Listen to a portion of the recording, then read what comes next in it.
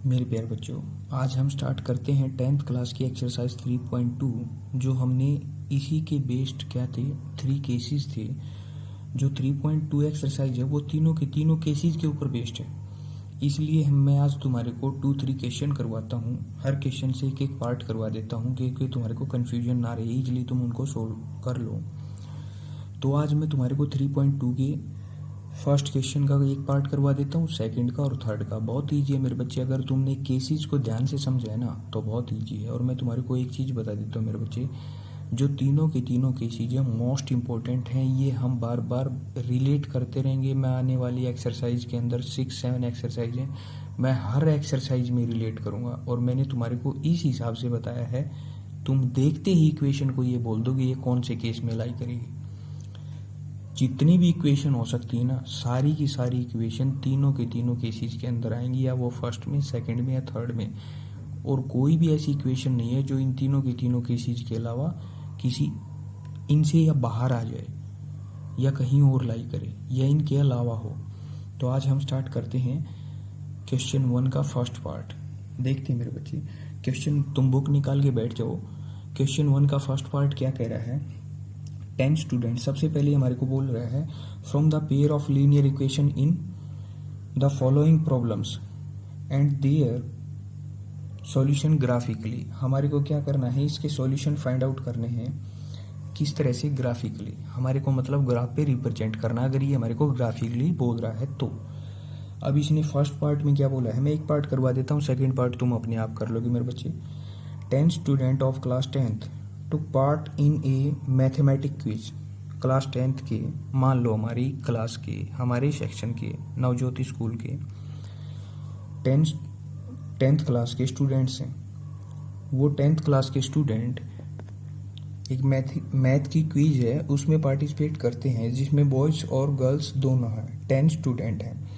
Next क्या बोल रहा है, if the number of girls in is 4 more than the number of boys. अब सबसे पहले हमारे को यहाँ पे जो दी गई है ना मेरे बच्चे, समझो क्या क्या चीज़ें दी गई है। मैं स्टेप टू स्टेप बोलूँगा। जो स्टेटमेंट है ना, ये एक इन्फॉर्मेशन है हमारे लिए। इस इन्फॉर्मेशन के अंदर दो छोटी छोटी स्टेटमेंट के अंदर 2 इन्फॉर्मेशन दी गई हैं। उन दोनों की दोनों इन्फॉर्मेशन से हम पेयर ऑफ लीनियर इक्वेशन बनाएंगे 2 वेरिएबल की। वो बनाने के बाद फिर हम उसके सॉल्यूशन निकालेंगे। जिस तरह से वो बॉक्स बनाते हैं ना और सॉल्यूशन निकालते हैं, x की वैल्यू 0 है तो y की क्या आएगी, y की 0 है तो x की क्या आएगी। तो फिर हम क्या करेंगे, pair of linear equation 2 variable की जो हम बात कर रहे हैं, इन दोनों की दोनों इन्फॉर्मेशन से 2 इक्वेशन बनाएंगे। उन दोनों इक्वेशन के सॉल्यूशन निकालेंगे, उनको ग्राफ पे रिप्रेजेंट करेंगे। ग्राफ पे रिप्रेजेंट करने के बाद केसेस से रिलेट करेंगे, जो केस थे उनसे रिलेट करेंगे। और हम लास्ट में ये देखेंगे, लास्ट कैलकुलेशन ये देखेंगे कि हमें क्या मिला, आउटपुट क्या मिला हमें इक्वेशन करने का। चलो हम आज बात करते हैं मेरे बच्चे। सबसे पहले हमारे को बोला गया क्लास 10th के जो बॉयज और गर्ल्स हैं वो क्या कह रहे हैं मेरे बच्चे, 10 स्टूडेंट है टोटल। नंबर ऑफ स्टूडेंट कितने? 10। तो हम क्या करेंगे, लेट सबसे पहले number of boys in class 10th, मैंने ले लिया मेरे बच्चे x। मैंने x लेट कर लिया कि नंबर ऑफ स्टूडेंट जो हैं उसमें से बॉयज़ क्या हैं, x हैं। और मैं इसी तरह से बोल दूं, let number of girls in class 10th, वो क्या, y ले ली मैंने। अब हम बात करते हैं मेरे बच्चे अकॉर्डिंग टू क्वेश्चन। जो स्टेटमेंट कर रही है ये तो हमने अपनी तरफ से लेट कर लिया। ये जरूरी नहीं है तुम बॉयज़ को x लोगे, गर्ल्स को x ले सकते हो, बॉयज़ को y ले सकते हो, कोई ज़रूरी नहीं है, डजेंट मैटर। अब ये क्या बोल रहा है हमारे को, number of student boys and girls. सबसे पहले हमें पता है कि अगर बॉयज़ और गर्ल्स को प्लस करना है तो x बॉयज़ हैं और y गर्ल्स हैं। दोनों का सम कितना है, इसने बता दिया 10। दैट मीन्स ये हमारे पास फर्स्ट इक्वेशन आ गई। किस चीज़ की, हमारे को तो पेयर चाहिए, तो हमारे पास पेयर तभी तो आएगा। पहले हमने एक इक्वेशन बनाई किसकी, 2 वेरिएबल की। अब हम सेकंड देखते हैं, ये क्या कह रहा है हमारे को, if the number of, second information को रीड कर रहा हूं बच्चे मैं, if the number of girls is 4 more than the number of boys. जो गर्ल्स हैं 10th क्लास की, जो 10 स्टूडेंट में से जो गर्ल्स हैं वो बॉयज से 4 ज़्यादा हैं। इसका मतलब देखो एक चीज़ को समझो, x बॉयज थे, y गर्ल्स थी, तो हमें यहाँ पे क्या पता चला कि अगर x बॉयज हैं y गर्ल्स हैं, बॉयज कम हैं कितने, 4 कम है किससे, गर्ल्स से। टोटल 10 थे जिनमें से गर्ल्स 4 ज़्यादा थी बॉयज से। अगर मैं बॉयज के साथ 4 प्लस कर दूं तो ये आपस में दोनों इक्वल टू हो जाएंगे। या फिर मैं सेकंड क्या कर सकता हूं, या मैं ये लिख सकता हूं एक्स वाई, और मैं इक्वल टू कब करूंगा, जब गर्ल्स में से 4 को लेस कर दूंगा। जब 4 स्टूडेंट गर्ल्स में से कम हो जाएंगे तो वो बॉयज के इक्वल हो जाएंगी, ऑब्वियसली बात है मेरे बच्चे। तो इसको 4 को इधर ले आओगे तो यही सिचुएशन आ जाएगी। बट हम क्या करते हैं, हम यहाँ पे इसको लेते हैं, इसको भी ले सकते हैं नो प्रॉब्लम, इसको लेते हैं x माइनस वाई, मैं y को इधर ले आया, plus 4 is equal to 0, x minus y, मैंने 4 को राइट हैंड साइड से लेफ्ट हैंड साइड ट्रांसफर कर लो या मत करो, जो जैसे तुम्हारा मन है यहीं पे रख लो, इज इक्वल टू 0। बट फिर हमने अगर 4 को इधर रखा है तो 10 को भी इधर ही लेके आएंगे, x plus y minus 10 is equal to 0। अब आप इसको इक्वेशन फर्स्ट का नाम दे दो, इसको इक्वेशन 2 का नाम दे दो। ग्राफ पे तुम्हें रिप्रेजेंट करना आता है मेरे बच्चे। ये हमारे पास क्या बन गई, pair of linear equation 2 variable. 2 variable में है, लीनियर इसलिए है, पावर सब की 1 है, पेयर इसलिए है क्योंकि 2 इक्वेशन है हमारे पास, फर्स्ट एंड सेकेंड। अब इसको हम इजिली ग्राफ पे रिप्रेजेंट कर सकते हैं। अब देखते हैं हम इसको ग्राफ पे। ग्राफ पे देखने से पहले हमारे को क्या करना पड़ेगा मेरे बच्चे, सॉल्यूशन निकालने पड़ेंगे। अब अगर हमारे को सॉल्यूशन निकालने हैं तो दोनों की दोनों इक्वेशन के सॉल्यूशन निकालते हैं। मैंने यहाँ पे फर्स्ट वाली इक्वेशन के लिए सॉल्यूशन निकाल रहा हूँ और नीचे मैं सेकंड वाली इक्वेशन के लिए। अगर मैं इस इक्वेशन के लिए सॉल्यूशन निकाल रहा हूँ तो मैं इस इक्वेशन को लिख लूँगा। ये इक्वेशन क्या थी, x plus y is equal to 10। ये मैं यहाँ पे इसके 3 सॉल्यूशन निकालूंगा। ज़्यादा सॉल्यूशन निकालने की ज़रूरत नहीं है, 3-4 मैक्सिमम, बस इससे ज़्यादा ज़रूरत नहीं है। अगर मैं x और y की वैल्यू लेता हूँ, अब देखो मेरे बच्चे, अगर मैं लेट करता हूँ, let x is equal to 0, x 0 हो जाएगा तो y वो 10 होगा। अगर मैं लेट करता हूँ y इज इक्वल टू 0, अगर y 0 होगा तो x 10 हो जाएगा। फिर अगर मैं लेट करता हूँ, मैं इसके 4 सॉल्यूशन लूँगा मेरे बच्चे। अगर मैं लेट करता हूँ x इज इक्वल टू 2, अगर x 2 है, या फिर तुम ले लो x 5 ले लो, 5 ले लिया मेरे बच्चे, मैंने x 5 लिया, x मैंने 5 लिया तो y भी क्या होगा, 5 ही होगा।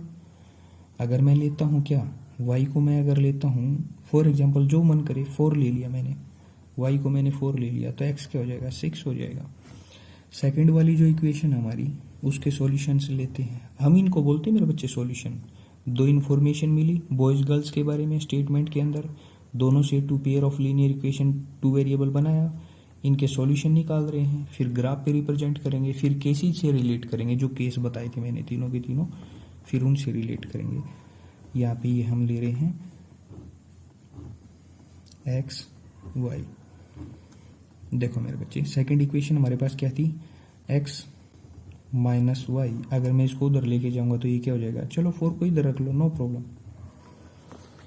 अब अगर मैं x की वैल्यू 0 लेट करता हूँ तो y की वैल्यू क्या हो जाएगी, x तो 0 हो गया, ये तो गया, उसको उधर ट्रांसफर करूंगा -4 हो जाएगा, माइनस से माइनस कैंसिल आउट होगा तो 4 आ जाएगा। ये तुम खुद भी कर सकते हो मेरे बच्चे।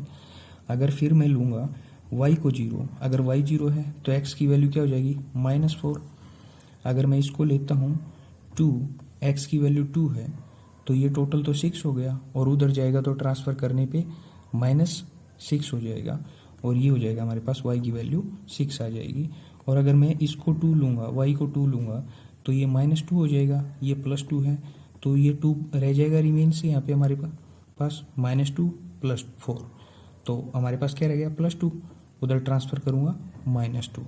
ये हमारे पास सॉल्यूशंस आ गए दोनों की दोनों पेयर ऑफ लीनियर इक्वेशन के। अब मैंने यहाँ पे ये ग्राफ के लिए ओरिजिन ले लिया, positive x axis, positive y axis, negative x axis and negative y axis. हम क्या करते हैं मेरे बच्चे, क्या किस भी आप पे करेंगे, हमारे को यहाँ से क्या दिखाई दे रहा है, ये मैक्सिमम ना 2 की टेबल के अंदर दिखाई दे रहे हैं सारे के सारे सॉल्यूशंस। या फिर हम इसको क्या कर सकते हैं, अगर यहाँ पे बड़ा नंबर दिखाई दे रहा है हम इसको 2 की टेबल में ले लेते हैं। तो अगर हम इसको 2 की टेबल में लेंगे तो हमारे को क्या मिल रहा है यहाँ से 2, 4, 6, 8, 10, मैक्सिमम 10 ही है हमारे पास। -2, -4, -6, -8, -2, -4। तुमने इक्वल डिस्टेंस रखना है मेरे बच्चे, कंपास वगैरह की हेल्प से करना ये 2, 4, 6, 8 एंड 10। अब हम उधर से सॉल्यूशन देखेंगे और फिर कंटिन्यू रखेंगे। अब हमारे पास सॉल्यूशन क्या है, 0 है x की वैल्यू, y की 10 है, और y की 0 है तो x की 10 है। तो अब हम देखते हैं इसको, अगर वैल्यू x की 0 थी तो y की क्या थी 10 वैल्यू थी, तो ये पॉइंट आ गया हमारे पास। अगर वैल्यू y की 0 थी तो x की वैल्यू 10 थी, ये पॉइंट आ गया हमारे पास। फिर हम देखते हैं हम इन दोनों के दोनों पॉइंट्स को मीट कर, अब हमारे पास एक पॉइंट तो ये आ गया और दूसरा पॉइंट ये आ गया मेरे बच्चे। इसके अलावा और सॉल्यूशन देखते हैं।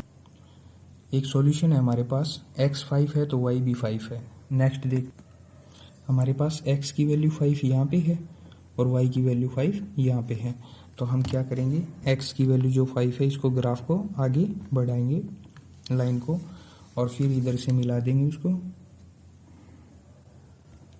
ये मैंने मीट करवा दिया तो हमारे पास ये पॉइंट आ गया जिसपे x और y की वैल्यू कोऑर्डिनेट्स क्या है मेरे बच्चे 5, 5 है। नेक्स्ट देखते हैं, x की वैल्यू 6 है और y की वैल्यू 4 है। x की वैल्यू 6 मिल गई हमें और y की वैल्यू 4 मिल गई मेरे बच्चे इस पॉइंट के ऊपर। This is point A, this is point B। ये हमने फर्स्ट वाली जो कंडीशन थी, इस पॉइंट को C नाम दे दो, इसको D नाम दे दो, जो मन करे वो नाम दे दो मेरे बच्चे। ये हमारे को जो फर्स्ट इक्वेशन थी वो मिल गई। अब इसको हम ग्राफिकल लाइन से रिप्रेजेंट करते हैं मेरे बच्चे। अगर हम इसको ग्राफिकल लाइन से रिप्रेजेंट करें तो हमें ये लाइन मिल जाएगी मेरे बच्चे। देखो सभी पॉइंट से निकलती हुई जाएगी हमारे को, और इस लाइन को हम क्या बोल देंगे, जो हमारे पास इक्वेशन थी, क्या इक्वेशन थी, x plus y is equal to 10, ये इसकी थी। तो हम इसको क्या बोल देंगे, इस इक्वेशन को हम इसके सामने लिख देंगे इधर x plus y is equal to 10, क्योंकि देखने वाले को टीचर को स्पष्ट दिखाई दे जाए। अब हम सेकंड इक्वेशन के सॉल्यूशन लेते हैं, मैं इसी तरह से लेके और करके दिखाता हूँ। जो हमारे सेकंड इक्वेशन के हम सॉल्यूशंस थे, उन सॉल्यूशन से हमारे को क्या मिल गया मेरे बच्चे, एक पॉइंट ये मिल गया जिसपे x की वैल्यू क्या थी -4 और y की वैल्यू क्या थी 0 थी। ये अगर हम इधर देखेंगे तो ये क्या मिलेगा हमारे को -4 एंड 0, 0, 4, 2, 6, -2, 2। मैंने ये रिप्रेजेंट कर दिया। ये अगर तुम देखोगे तो हमारे को यहाँ पे एक पॉइंट ये मिल गया, एक पॉइंट ये मिल गया, एक ये मिल गया और एक ये मिल गया। मैं इन सभी के सभी पॉइंट्स को मीट करवाता हूँ, यहाँ पे रखेंगे और सभी पॉइंट्स को मीट करवा देंगे। ये हमारे को जो लाइन मिली है, ये किसकी लाइन मिली मेरे बच्चे, हमारे पास इक्वेशन क्या थी second, x minus y plus 4। तो हमारे को ये ग्राफ पे रिप्रेजेंट कर दिया। अब ग्राफ पे रिप्रेजेंट करने के बाद हमें क्या चाहिए, हमें सबसे पहले ग्राफ को देखते ही क्या करना है, हम जाएंगे मेरे बच्चे अपनी साइकोलॉजी को किस तरफ दौड़ाएंगे। सबसे पहले हमें पता चला ये इंटरसेक्टिंग लाइन का ग्राफ आ गया। दैट मीन्स फर्स्ट केस तो था ओवरलैपिंग वाला, जिसमें कॉन्साइड कर रहा था, कॉन्सिडेंट कर रहा था। सेकंड केस था पैरेलल लाइन वाला। थर्ड केस था इंटरसेक्टिंग लाइन वाला। अब हमें ये पता चल गया थर्ड केस है। सीधी सी एक बात है, अगर ये इंटरसेक्टिंग लाइन वाला केस है तो हमें ये भी पता है इसका एक यूनिक सॉल्यूशन होना चाहिए। बट सर वो सॉल्यूशन कहाँ होगा, तो वो सॉल्यूशन मेरे बच्चे जहाँ पे इंटरसेक्ट करता है वहीं पे होता है, जहाँ पे इंटरसेक्ट करेगा वहीं पे होगा।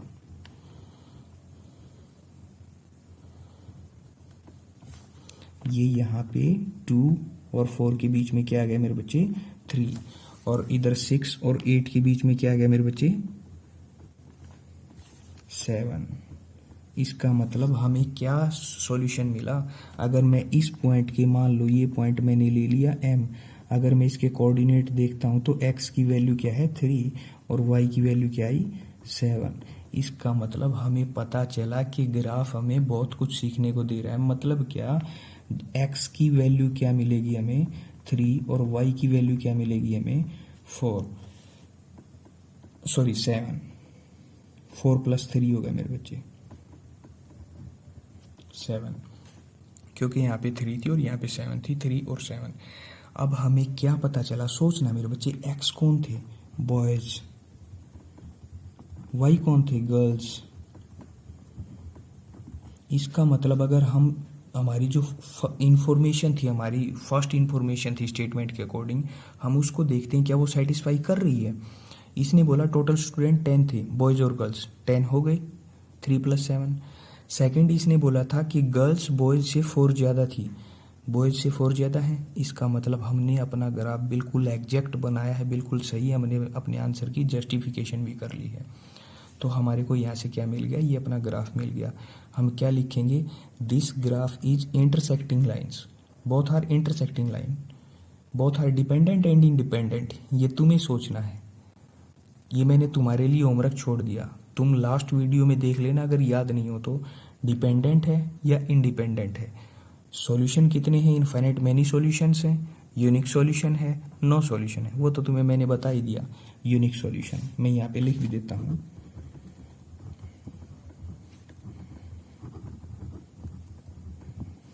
ये तुमने, तुम्हारा होमवर्क है मेरे बच्चे, ये चेक करना है ये डिपेंडेंट है या इंडिपेंडेंट है। और इसी तरह से अदर क्वेश्चन भी हैं, वो तुम इजीली कर लोगे मेरे बच्चे। वो क्वेश्चन है A1/A2 वाले, रेशियो वाले क्वेश्चन है। मैंने जो तुम्हारे को लास्ट वीडियो 35 मिनट की करवाई थी ना, उसमें एक बार दोबारा से देख लेना। ये क्वेश्चन से तुम्हारे को पूरा का पूरा और भी बता दिया मैंने एक क्वेश्चन नहीं करवाया, मैंने पूरे की पूरी एक कॉन्सेप्ट को करवाया है। अगर मैं ज़्यादा क्वेश्चन करवाऊंगा तो बहुत लंबी वीडियो बन जाएगी मेरे बच्चे। तो आज के लिए सिर्फ इतना ही।